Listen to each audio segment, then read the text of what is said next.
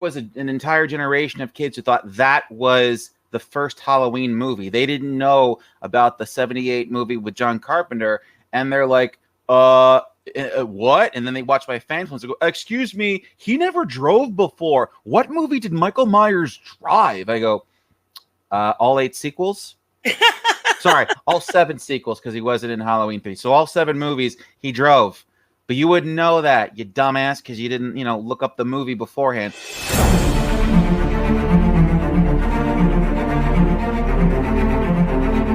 Hey guys, it is Tristan with Nerdette's Newsstand, and I am so excited. I have been looking forward to this interview for a very long time, and I have with us Chris R. Oh boy, can you say your last name for me? Chris Notarile of Blinky Productions. Chris R. Notarile from Blinky500 or Blinky Productions. He's on YouTube. He's also on all social media. I will link his channel in the description so you guys can check it out. He also has quite a few comics on Amazon Kindle. I got to check those out. And a massive IMBD. So we're going to pick his brain on what it is like to be a filmmaker, what it is like to take these amazing characters we talk about almost every single day in our lives and make them come to life and do different perspectives on characters. And honestly, it's quite amazing. So in your bio, you mentioned how Hollywood kind of ruined your childhood, right? And you are creating content that is opposite of that. Is that what made you want to start making fan films dedicated to your favorite characters? Was that your inspiration? If not, what was it? I definitely say that's a big part of it. It's not so much that Hollywood ruined my childhood, for example. I'm not one of those people. It's that I feel that these characters were not given justice. And I want to, one thing I hate the most is when there is an official Hollywood interpretation of something and they completely miss the mark on the character. Oh, absolutely. An entire generation grows up thinking that's what the character is. And I don't like that. I think, and for example, the Rob Zombie Halloween remake, there was an entire generation of kids who thought that was the first Halloween movie. They didn't know about the 78 movie with John Carpenter, and they're like, what? And then they watch my fan films and go, excuse me, he never drove before. What movie did Michael Myers drive? I go, all 8 sequels? Sorry, all 7 sequels, because he wasn't in Halloween 3. So all 7 movies he drove. But you wouldn't know that, you dumbass, because you didn't, look up the movie beforehand. So I feel that when I make a fan film, I want to be able to present the character in their original state, how they were designed or created or how they should be. Mr. Terrific was another example. Arrow did him dirty. And, he really was just not what we as an audience expect Mr. Terrific to be. So I wanted to really play him up to his strengths and give him a keen intellect, temperament, and just have the guy be, awesome, terrific, I love that. See, and I just recently got into it about the whole Batman killing thing, right? And I've got people going, well, Batman kills. He killed in his first issue. I'm like, but for 80 years he didn't. Like, it's a constant battle with people that pick and choose what sources instead of actually using a whole large continuity. Batman has killed, but that's not part of who Batman is. Right, exactly. Traits of the character are he does not kill unless he has to, and if he does kill, he didn't want to in the first place. Batman doesn't. He's not the Punisher. He doesn't just pick up guns and shoot people and quip one-liners. And before they retconned it and said, no, Batman doesn't kill. And the whole point of it is that he doesn't want to. And if you're saying, oh, yeah, well, Batman kills, get over it. Yeah, but he's not going out every night with the intent of killing. The intent is to not kill. So you have to have that be part of the character. One of my biggest problems with Ben Affleck's Batman was that he was driving around like it was Grand Theft Auto, mowing down people. Yeah, and it's like, dude, whoa, where's this coming from, man? You're throwing guys on top of grenades. I don't care how cool the fight looks. I don't care how cool the costume looks. I don't care if Ben Affleck has the perfect jaw for it. That's not what Batman does. He's doing what the Punisher would do in a cape. It doesn't work that way. Exactly. And that's why I said, like, a lot of it is, that's what separates him from the people he's out to get, right? He's still kind of that little boy that saw his parents shot down. So that's not what he wants to essentially do to someone else. And I think that, go ahead. Cherry pick some of the comics and everything and say, well, he killed in this issue, obviously. But again, and someone even tried to do the Dark Knight Returns, how he had a gun. I'm like, he literally has a monologue at the end of the book saying, guns are the weapon of the enemy. We're not the enemy of cowards, or the weapon of cowards. Thank you. Yes. And so there is, so to say that Batman kills, that's an action, but it's not the character. Exactly. I get exactly what you mean. So as far as your content, when I was going over, I went over a bunch of it that I hadn't seen before, but you do seem to prefer DC over Marvel when it comes to your comic fan films. Is that intentional? Is it something that draws you to those characters specifically? It's definitely a little bit more on the subconscious level, just because I do feel that while Marvel has really good movies and very compelling stories, I feel that the characters in DC are a little bit more iconic and superhero-esque. I agree. Yep. Superman is an archetype. Batman is an archetype. Captain America technically is an archetype, but he's specific to America. Superman is a world hero. Batman or Captain America is an American hero, and I find that's kind of the problem. Spider-Man is a New York hero. Batman is relative to Gotham, but he does go around the world. But like Superman specifically is a world hero. Yeah, he's a metropolis, but he travels. He can fly around the world. He can do all these things. The Flash can run around the world and do all these things, and I feel that as heroes, they're a little bit more pure as characters versus someone like Spider-Man with a sick aunt, or at least when Aunt May used to be old. Now she's hot and young, but there was that. There was the dating. There was being a teenager. With Clark Kent, it's he stands for truth, justice, and the American way. That was who he was, and no matter what interpretation of Superman you get, even when you get a dark version of Superman, he's still supposed to represent that. Whereas Captain America, he has, he's supposed to represent, truth, justice, and the American way. But even he has problems with how America handles itself. But yes, he does, definitely. Because he is Captain America, he has a harder time breaking free from that mold, Yep, I know exactly what you mean. Yeah, we were recently talking about it with the new Captain America. A lot of people going around saying, "Oh, Captain America hates America now." Like, have you read the character? He's always kind of went back and forth with it. How many times has he quit? You know what I mean? Exactly. Oh, Nomad, for Christ's sake. In the 70s, Rogers was Nomad for at least 5 years. That's forever in comic time. Yeah. So anybody who complains and says that Captain America hates America has never read a goddamn comic, the same as those people who have Blue Lives Matter flags on top of Punisher skulls, never read a Punisher. Oh, yeah. Punisher's not supposed to be what you want to be, ever. I know. It's so funny to see that, because it's like Punisher is psychotic. Like, come on, guys. I summed it up best in my Punisher web series. Daredevil confronts him and says, "You were a soldier without a war to fight, so you made one." I love that. That is essentially the Punisher in a nutshell. Exactly. In the Bourne graphic novel by Garth Ennis, he basically becomes that. And I wanted to really echo that this man went to Vietnam. He did 4 tours in Vietnam. Nobody does 4 willing tours in Vietnam unless you have a death wish. And that's, oh my God. Yeah. So, I guess you could kind of look at Punisher as a proto John Wick. Yeah.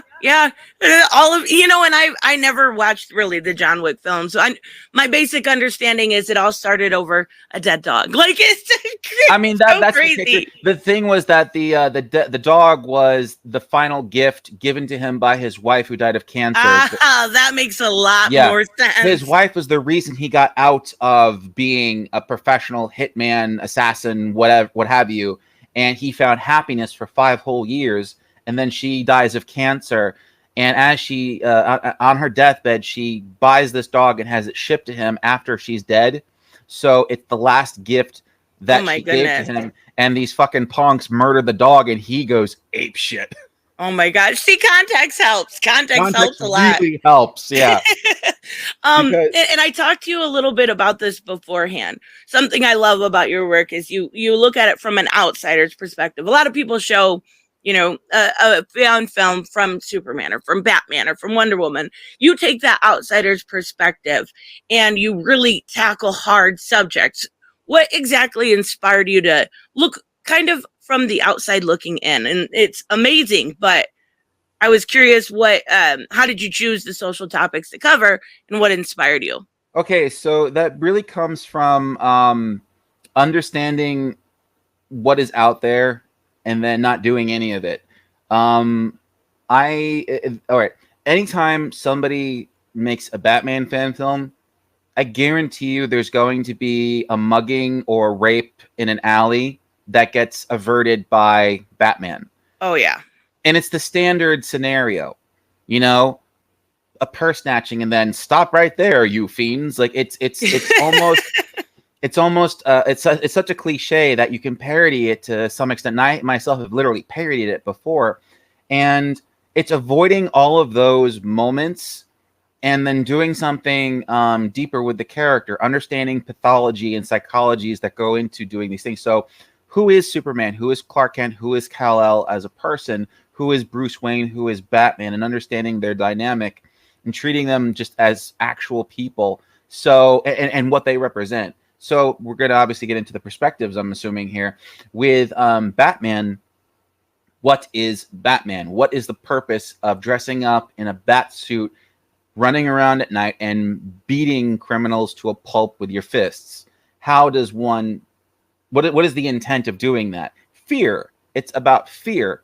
Yep. Terrorizing people and scaring them into being good. Scared straight, essentially, is a good way to look at it. Batman has taken that to the nth degree by literally going out there and scaring people straight. And I go, how can you inspire a person by scaring someone straight? And then you look at, you know, people who've had near-death experiences, and they go, oh my God, I saw the light. I had a near-death experience. Now I'm going to change my life and do better. Jigsaw from the Saw franchise essentially does the same thing.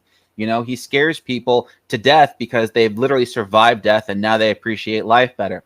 Fight Club was another one with the human sacrifice ritual with Raymond K. Hessel, where it's like, I'm going to blow your brains out if you don't go to college, Raymond. So I took that perspective from Batman and applied it to a scenario, Batman literally scaring a junkie sober. With Superman, you have to go in the exact opposite direction. Superman is hope. Everyone has always said the S represents hope. He himself has said that. How does one inspire hope? Well, in every Superman story, he's punching a hole through a wall, and he's always using his brawn. He's never using his heart, especially with Man of Steel. There was no heart to that movie. So I said, what if you could have a Superman movie without one shred of superpower? And I went in that direction instead. I love that. It's not about Superman flying or catching somebody even. It's just about him being your friend. Because Superman is your friend. He's everyone's friend. And there was that, the issue, forgetting the issue. It might have been All-Star Superman, where he's sitting with that kid. Grant Morrison. Yeah. Thank you, Grant Morrison. The punk is about to commit suicide, and he talks to the boy. And then there's another one where this woman was going to jump, and Superman flew up there, and he's like, "Can I talk you down?" She goes, "I just want to sit here for a bit." He goes, "Okay, I'll stay with you." And he's hovering there with her for hours, to the point where the police shine a spotlight on. She goes, "That light's really bright." And Superman just looks down, heat vision, and blasts the thing. destroys a spotlight from the Metropolis police, and then continues to wait with her until she wants to go down. So I wanted to really, and I realized that's who Superman is. He is just your friend. So you have to find these little nuances to these characters that are there, but they're rarely shown. And I feel if you can do that, if you can dig deeper than surface level, I'm Superman or I'm Batman, you'll be able to get such a deeper story and such a better understanding of who they are, and it'll be more satisfying to those who watch it. And that's pretty much been how I operate in my dynamic with writing these stories and trying to do something different. Also, because I don't have a budget, it forces me to do that. Because I'm not able to indulge and do an empty piece where he's just punching holes through walls and stopping criminals. Ha ha! I got you. I can't do any of that stuff. I have to rely 100% on the emotion. It's the only real element I have that I can sell to an audience over the empty, Batman fight in a warehouse. Yeah, and I think that almost, and I'm going to link both of the two we're talking about in the description because they're phenomenal. And I think that makes it better. Taking away that ability to finance, to high heaven makes you dig so deep. And it worked out so good. I love those perspective films. They're so good. Thank you. I think also what it does is it's training for me, because if I ever get to do, say, a Superman movie, because I have done the perspective short and because I did End of an Era, which is also an emotional story too, I know that I will never have a Superman big feature film that is devoid of what it is to be Clark Kent, what it is to be Kal-El, what it is to be Superman. So I think I would be able to tell a compelling big budget film now even better than I would if I didn't have those challenges, of not having a budget earlier on. Have you ever thought about applying for DC? Because honestly, what you're selling is a lot better than what I'm buying weekly. Like, don't get me wrong, some of it is okay, but oh my God, some people just don't understand. I absolutely would love to. Unfortunately, getting in there is really tough. And, I've tried. I don't think I would do well as a writer because I want to do more than just write. I want to tell the story. I want to be a filmmaker for Warner Brothers, and I have this planned out perfectly. I want to make a Superman trilogy, but I want to go in there with the intent of making the trilogy, not, we'll do one movie, and if it does well, we'll stitch on some sequels. Right. No. We're going to make 3 Superman movies, and we're going to film them back to back to back. And then we're going to release them sequentially 1 year apart and tell one fucking good story. And what story is that? You haven't asked, but I'll tell you anyway. I want to do the death, reign, and return of Superman. Oh, wow. That would be a big project, but that would be great. Yeah. And I can even throw it in a 4th movie. The 4th movie is the first film, the establishing. So the coming of Superman, then the death of Superman, the reign of Superman, and the return of Superman. So the first film, Lex Luthor, it's going to be told through his perspective. How are you good? Well, I guess I could see that, but that would be a challenge for you. That would actually be the easiest part, because I have a really good understanding of who Lex Luthor is, and I would treat him as such. He is, if you know anything about New York, he's John Gotti. This guy owns Metropolis. His family built Metropolis. The monologue is actually in Superman End of an Era, where he talks about his lineage. I wrote all that, and I'm going to stick to that he feels it's his sandbox. That's his sandbox. His family built the sandbox, filled the sandbox with the sand, and everybody playing the sandbox owes him for doing so. And everyone loves him. He's generous. He's nice, but Lex Luthor is the sort of person who can walk around Metropolis in his pajamas and not fear getting mugged. Right, exactly. That's how much of a baller he needs to be. And because he views himself as so benevolent, but also understanding that everybody is in his pocket and everybody only loves him because he has money, the idea of Superman, a godlike figure who's being nice just for the sake of being nice, drives him crazy. What is his deal? Why is he so nice? What does he want? When is the other shoe gonna drop? I have to know, and I will go insane if I don't find out. That's basically Lex Luthor, and I think that is a compelling story. Not that he wants real estate, or he wants to be a criminal mastermind, or that he wants to rule the world. No, he does not understand why anybody would be nice for the sake of being nice. I love it. Drive him nuts. Yep, I love it. That's perfect. And then the death of Superman basically would feed in with, I was trying to stay as loyal to the comic as possible. Doomsday crash lands on Earth in Central City. Try and get as many other superheroes in there as possible. I think it was Hub City he crashed in, and he takes on the Blue Beetle and all that shit.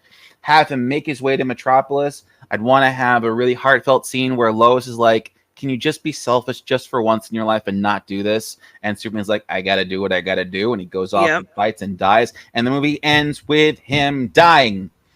We do a post-credit scene with the four Supermen appearing on Earth. The reign of Superman is entirely dedicated to just the reign. You have the Clone, you have Man of Steel, you have the Eradicator and Cyborg Superman, and that is the whole movie. The movie ends with the Cyborg Superman killing the Eradicator, destroying Coast City, and building Cyborg City. And then a post-credit scene is that Kal-El fucking returns. He's regenerated.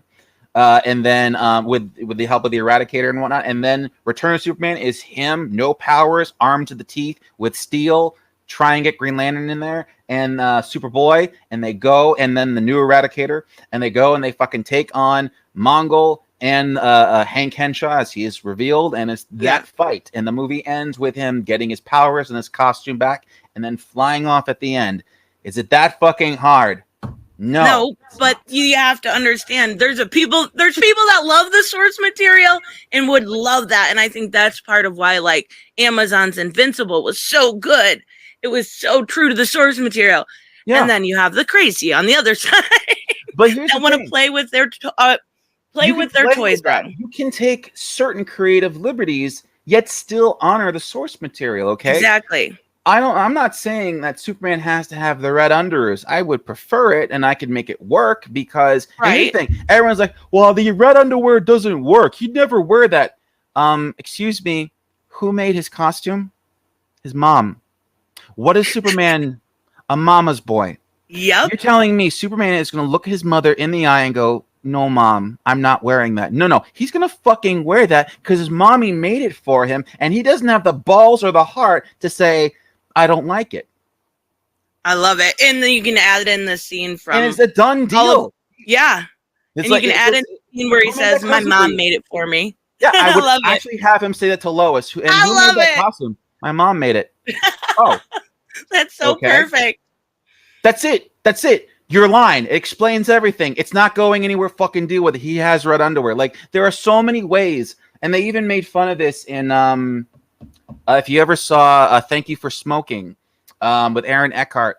He plays this big tobacco spokesman. Oh, I remember that. Yeah, and they're talking about how they're going to get cigarettes in the new Brad Pitt movie, and they're like, "Yeah, but you can't smoke in space." And they go, "Yeah. Well, we'll just think of some line like, 'Oh, thank goodness we invented that blank that allows us to smoke in space.'" It's so easy to just have a throwaway line that explains why everything is happening the way it is. Exactly, that gets rid of your plot holes there. So, are there any actors that you've previously worked for in your earlier films that you'd love to kind of reunite with? Well, basically everybody who is still, I'm still in touch with, and we haven't had any falling outs. I still work with, actually. Oh, that's wonderful. Yeah, I try my hardest to really maintain friendships and keep it going, but I understand that not everything is forever, and some people we have falling outs, and some people we just go our separate ways. Other people have quit the business altogether. So there are some people that I do miss working with, but for the most part, I really try my hardest to just, keep everybody who I'm still on good terms with working with me, even if I'm currently on the West Coast and I have East Coast actors. Right. They've actually been gracious enough to fly out and, work in my movies. And so it's that's amazing. Yeah. I really like the lady you had for Big Barda. Something about the way she talks is so endearing. Like, she's adorable, and she was so perfect for that role. I love it. That was Rachel Zader. I miscredited her by using her real name instead of her stage name, but she goes by Rachel Zader. She's 5'10", she had that stocky look that I wanted, the broad shoulders, and people are like, "Oh, she would have made a good Wonder Woman." Like, no, she made a Barda. Yep. Not a Wonder Woman, a Barda. She was perfect. I love it. And Mr. Miracle and Big Barda are two of my favorite characters in the DC. And not a lot of people appreciate them the way they should be. And that was so perfect. I loved it. I feel that with Big Barda, no one has explored that character really. Yep. And after hearing that the New Gods movie was canceled, I'm like, okay, well, maybe we dodged the bullet here because I'm not too happy with the DCEU right now. And something tells me they were not going to have the humor or even tackle the suburban elements of Barda and Scott. And I thought that is probably the best version of them. The Apocalypse stuff is great prologue and it's good backstory, but seeing essentially, you know, a 6'6" god having to live life among mortals is hilarious to me. I know. I love some of my favorite parts, and I've talked about it on my channel so many times. Tom King's Mr. Miracle. Some of the best parts of that are when they're fighting and talking about what they're going to do with the condo. Like, it's just the normal marriage stuff, but it's the best part of it. Like, it's so good. I love it. I think there was... I was reading an issue and I found out that apparently Barda is a bit of a fetishist. And so she's into hardcore domination with Mr. Miracle. So there's this one scene where she ties his ass up, like leather straps and everything. She strips and she goes, "Escape this." I love it. It's so perfect. Are there any of your previous films that you've already done that you could go back and redo or kind of update? Ooh, hitting my heart over here. He's the hardballs. No, yes, there are actually, and I have remade a couple of my shorts. I would say personally, I would like to, you know what? I'm gonna IMDb myself right now. That's okay. I did the same thing to you Honestly, earlier. It's the easiest way to go about doing stuff like this. I would personally like to, let's see here. I'm going to go to the earlier years. So The Nightmare Ends in Halloween from 2004. Definitely could use a remake just because I shot the thing on home video. Now, I did do the part 2 in 2011, which was better, but I would like to do a nicer version of it in HD with better makeup and special effects. As long as you don't say Zatanna, we're good. I loved that one too. No, Zatanna's fine. I think that's funny as is. I really wouldn't want to remake anything that is after the 2010 time frame. I think 10 years is sufficient. So probably, let's see here. In terms of fan films, I would probably want to remake the Mr. J series just because, I mean, I'm physically not capable of doing it, but if I physically was capable of acting as Joker again, I would want to have a better set because we just shot an apartment. I would love to have like, you know, Arkham setting and fix up some of the angles because I myself didn't film that. My ex was shooting it, and because I was busy acting, I didn't focus 100% on the angles, and we broke the 180 rule. We broke eye level. Like I'm looking up here, and Superman's looking here, and it doesn't add up. Stuff like that bothered me. And then let's see, I actually did remake. I did a Jack Burton Snake Plissken crossover back in 2005 called Escape Big Trouble in New Jersey. And then I remade it in 2010 and called it Escape from New Jersey. Reworked the script a little bit, but for the most part, it was the same. Oh, and my Darkman series, I remade my 2012 Darkman short and made that episode 1. So I literally did remake that. Well, that's awesome. Yeah. So I'm pretty good in terms of what I would really want to remake. For the most part, everything turned out decently. There's very few of my shorts that I look at and just cringe and go, "Oh God, what was I thinking?" I've looked back at a couple of my first videos and I'm real monotone. I try to make my voice real deep and I'm like, oh my God, please no. So walk us through the process.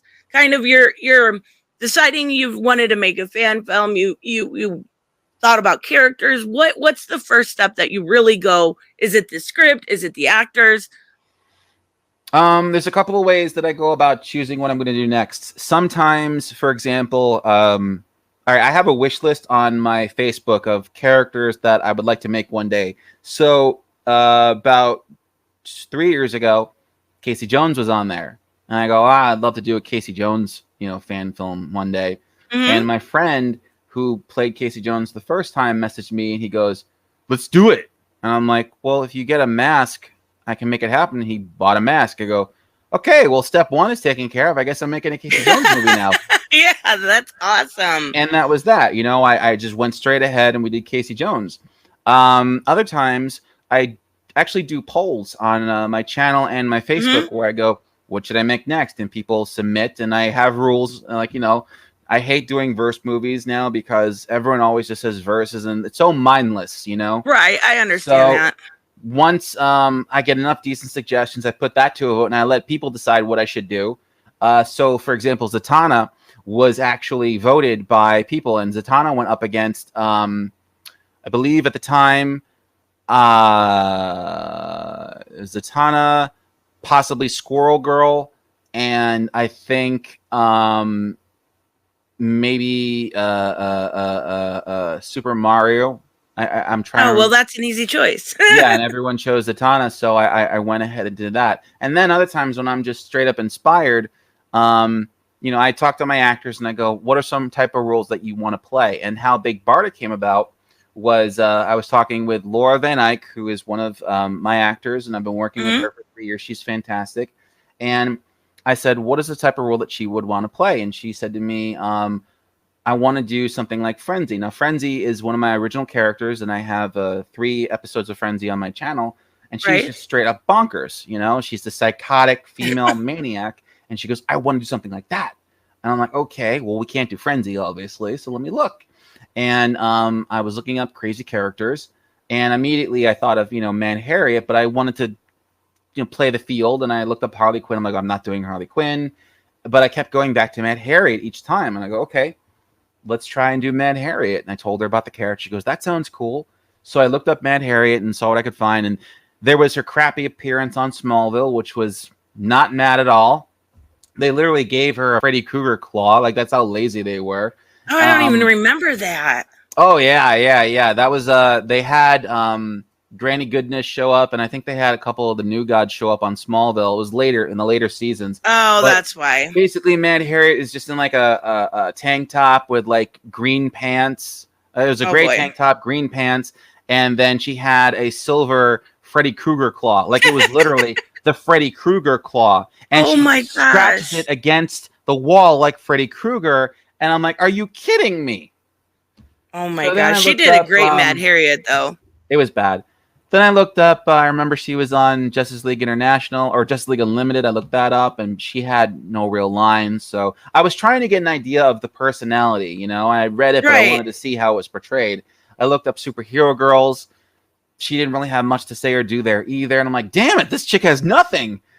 The most personality I saw was in the Lego game where you could play Mad Harriet and you see her when she stands still, she kind of moves like this and twitches here and there. Villains? Like yeah. Yeah, I remember that. That was literally the extent of all I could find on Mad Harriet that was actually useful to me. So I went with that. And I based her entire personality off of the Lego game. It worked out great. Thank you. And so I started trying to figure out a story. I'm like, okay, unfortunately, I can't film on Apocalypse, so I'd have to do this on Earth. Right. In order to pull that off, now I have to bring in Barda, and that's when the story shifted from being a Mad Harriet story to a Big Barda story, and that was pretty much all she wrote after that. But that was the genesis here is, you know, I wanted to do something nice for someone, and then I create a story for them and make it work. So those are really the ways that I think. And as I said, sometimes I just straight up go, I want to do X, and then I make X happen. I love it. That's perfect. Are you working on anything currently? Yes. So today I actually did some pickup shots for my Powdered Toast Man short film. Awesome. It's going to be terrifying. Oh boy. And funny. But in the style and humor of Ren and Stimpy, it's definitely nuts. It's just a messed up story. That's all I could say. And it should be horrifying, hopefully. And then... let's see. This weekend, I actually begin production on my new Powerpuff Girls short film. Oh my gosh, that's crazy! I had. Are you gonna do it in CW style? Please tell me now. No, because I had read that script and it was terrible. It's so bad. I hated it so much. that it compelled me to make a new one, because I remember when they announced it and they go, Diablo Cody's doing a Powerpuff Girls series. Everybody check out Chris's thing, and people were coming to my channel. I go, oh, cool, I'm getting free press. That's great. But then I heard rumors that it was going to be dark and gritty, and I'm like, what? You can't do a dark and gritty Powerpuff Girls. It doesn't work like that. They're happy characters. Exactly. And then there was the script leak, and I go, what? I read the script. I had a conniption. I did not believe that not only did this make it, this was their shooting script, but they shot it. They spent like $5 million to make this thing happen, and now they just burned all that money because they're back to the drawing board. What the hell? Who at CW looked at the script and goes, oh, this is great. Yeah, this is exactly what we wanted. Did anybody stop and go, hey guys, this has nothing to do with Powerpuff Girls. What are you doing here? No, they fucking shot the damn thing. So I said, okay, all right, fine. I was cool with you trying to make it dark and gritty, but if this was your idea, and I know that they're reshooting it now, but if this was where you originally wanted to go, I'm going to go in the opposite direction. I'm going to do everything that you wouldn't do. So that's perfect. My Powerpuff Girls story is still going to be them as adults, except they love each other. They love the professor. Sarah Bellum is not a hippie, and the show or the episode, the short film, will have heart to it. It will have something in there that'll make every Powerpuff Girls fan go, oh, that's right awesome. Here. Yeah, that was something. Wow.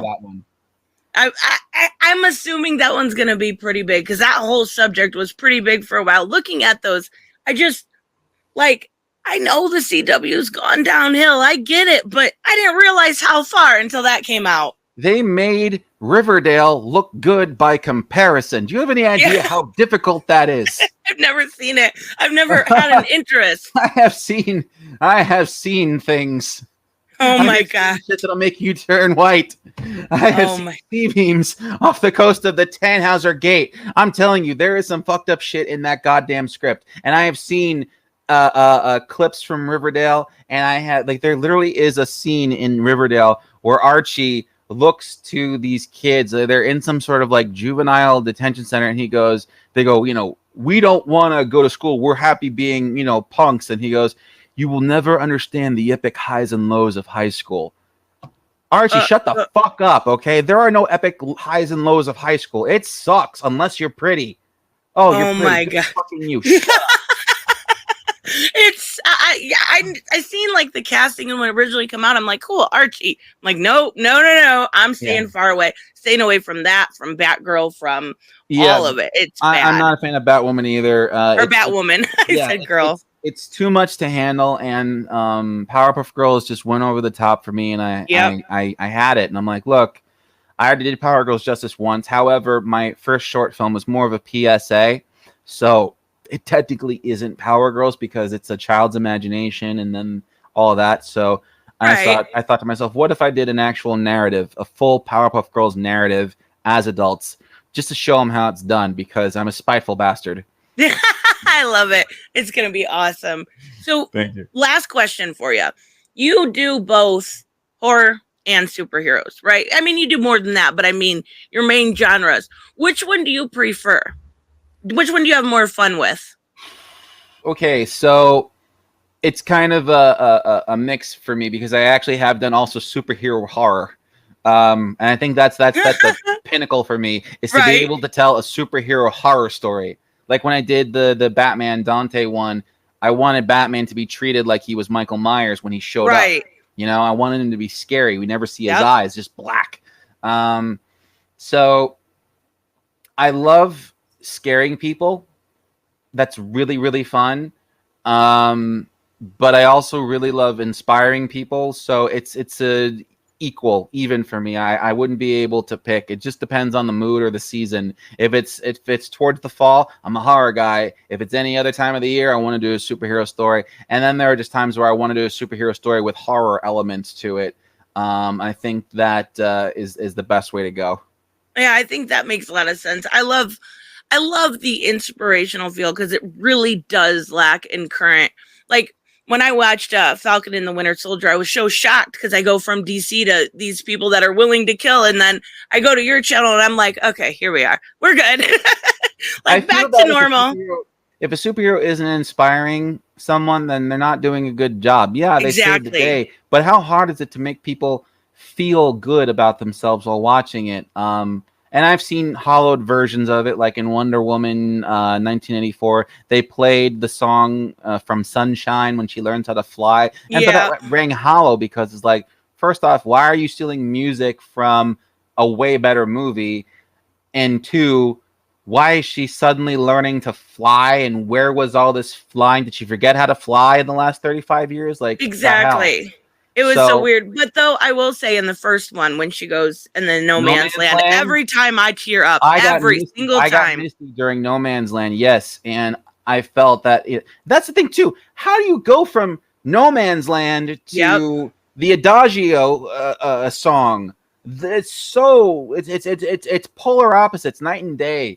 And sadly, same director, same actor, like, there's no coming back. There's no excuse for that. But the No Man's Land, I feel, was a perfect inspirational moment. The only thing that could have been better, the only thing that could have made that scene possibly better, was when if someone said to her, "That's No Man's Land," she goes, "I am no man," and climbs up. That's the only way. Oh, that would have been so good. I know, and that would have been perfect. I would have been like, yeah. But no, it wasn't. It's fine. It's fine. I love it, but that's the only thing that would have made that scene just a little better. Oh my gosh, I never even could. That's so good. I love that part. It's easy. It really is. So, do you plug yourself? Tell what your channel. I'm gonna put everything in the description and in the pinned comment, just so you know. But tell everyone what you're working on. I mean, I know you did a little bit, but your little commercial time. Go for it. Thank you, Kristen. You can catch me at my channel, Blinky500. I'm also Blinky500 on all social media. It should be listed right there below. I also have graphic novels, which are available for free on Amazon Kindle if you have an account. Or you can buy hard copies on Amazon. Well, not on Amazon. Hard copies on barnesandnobles.com. Just search my name and they'll come up.